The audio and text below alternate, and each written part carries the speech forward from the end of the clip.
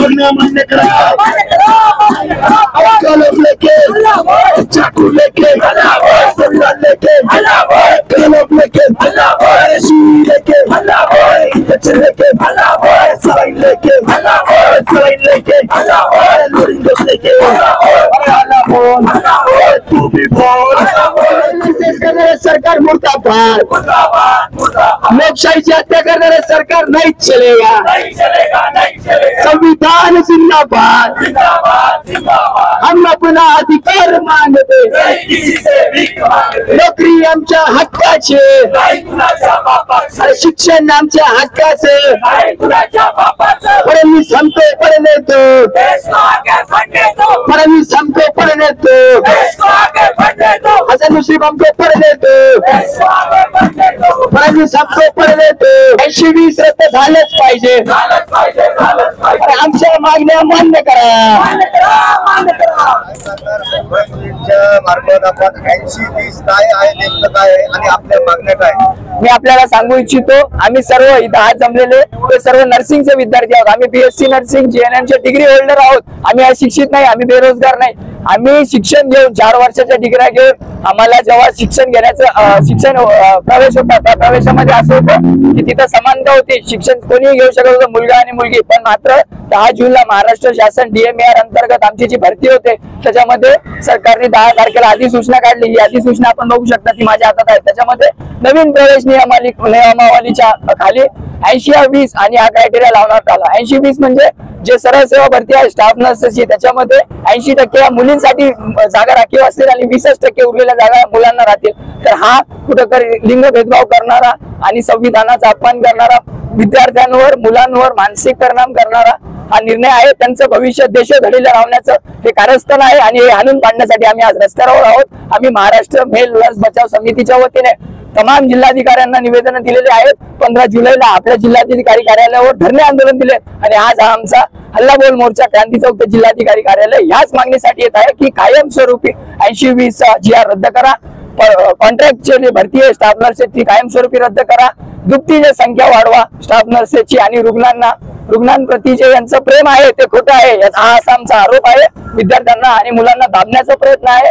आम्ही मुलींच्या कुठेही विरोधात नाही आहोत। मुलींनी आणि शासन दरबारी असलेल्या फिमेल नर्सेसनी आम्हाला याच्यासाठी अनेक स्तरातून पाठिंबा दिलेला आहे। आम्ही त्यांचं अभिनंदन करतो, स्वागत करतो आणि महाराष्ट्र शासनाचा वैद्यकीय शिक्षण मंत्री हसन मुश्रीफ यांचा निषेध करतो। आणि असंच मला तुम्हाला अजून एक गोष्ट सांगायची की आम्ही 288 मतदारसंघामध्ये सर्व आमदारांना आमच्या प्रतिनिधी महाराष्ट्रात भेटले आणि आमचे निवेदन दिले, पण आज तो गया 15-20 दिवस झाले, पावसाळी अधिवेशनही संपलं, आमचा मुद्दा अधिवेशनातही घेतला नाही आणि कुणीही पटलावर घेतला नाही, याचा आम्ही निषेध करतो। आणि हा इशारा आम्ही देतो सरकारला, येणाऱ्या काळात जर आमचा मोर्चाची दखल घेतली नाही, आमची 80-20 मागणी तातडीने रद्द झाली नाही तर आम्ही औरंगाबाद, छत्रपती संभाजीनगर ते मुंबई असा लॉंग मार्चचा आम्ही इशारा देत आहोत। आम्ही त्याची तयारी आमची अंतिम टप्प्यात आहे। भरतीमध्ये काय गैरप्रकार झालेला आहे? गैरप्रकार नाही, या भरतीमध्ये असं आहे की अचानक अधिसूचना निघते 10 जूनला महाराष्ट्र शासनाची। काय सांगतात नवीन प्रवेश नियमावली काय सांगते की आताची इथून पुढची भरती जी होणार आहे त्याच्यामध्ये 80% जागा या मुलींना आणि महिलांना राखीव असतील, मुलांना 20% असतील, असा क्रायटेरिया याच्या आधी कुठेही नव्हता। हा अन्याय करणार आहे। जर शिक्षणात समानता असेल तर नोकरीमध्ये असमानता का, हा आमचा प्रश्न आहे। आणि जर मुलींना तुम्हाला जर एवढंच तुम्हाला वाटत असेल की 80% इथं मुलींना संधी द्यायची तर हे आमची मागणी आहे सरकारला, राजकारणात 80% आरक्षण चालू करा। पहिले मुख्यमंत्र्यांनी त्यांची खुर्ची सोडावी, तिथं महिला मुख्यमंत्री आला पाहिजे।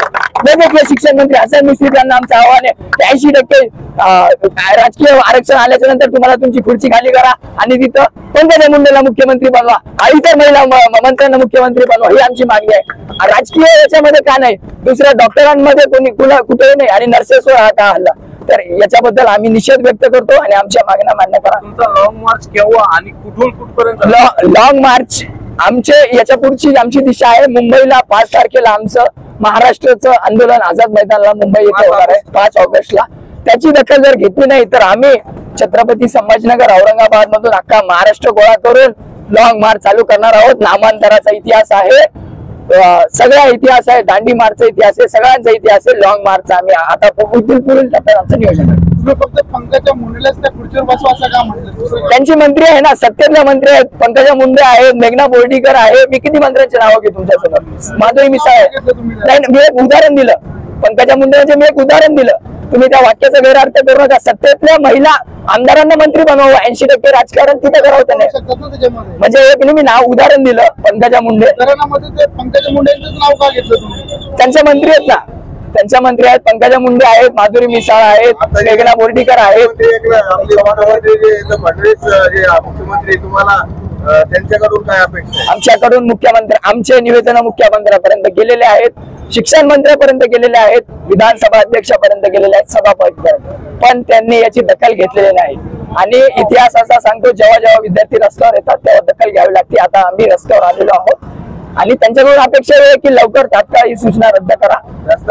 नसता आम्ही मुंबईच्या दिशेने कूच करण्यासाठी तयार आहोत, अग्रेसर आहोत. आपलं नाव सांगा. मी सम्यक जमदडे, मेल नर्सेस बचाव समिती, छत्रपती संभाजीनगर.